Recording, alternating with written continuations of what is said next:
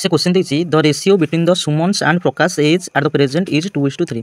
कहला present as of से कौन पचार ना आम सुमन आउ कौन देखिए ना प्रकाश तो एम प्रेजेंट एज रेशियो के ना 2:3 सी कौन कहला कि 6 ईयर तापर कौन कहला ना Suman is 6 year younger than the Prakash यानी कि एक्चुअल में सुमन प्रकाश ठार केते यंगर यानी कि प्रकाश सुमन ठार 1 यूनिट अधिक यानी कि 1 यूनिट बड़ तो 1 यूनिट मान के ना 6 ईयर देती तो पचार जब आम प्रेजेंट एज ऑफ सुमन आउ प्रकाश कथा कहवा तेज के हम ना ये 6 × 2 एना के 12 है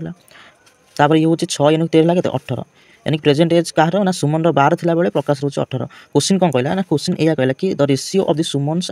as to the Prakash age after the 6 year यानी कि 6 वर्ष पर सुमन एज आउ से पचार प्रकाश एज रेशियो के यानी कि 6 आम +6 ऐड करदे यानी कि 12 6 18 ये 18 चौथी 24 हाँ कि ना नहीं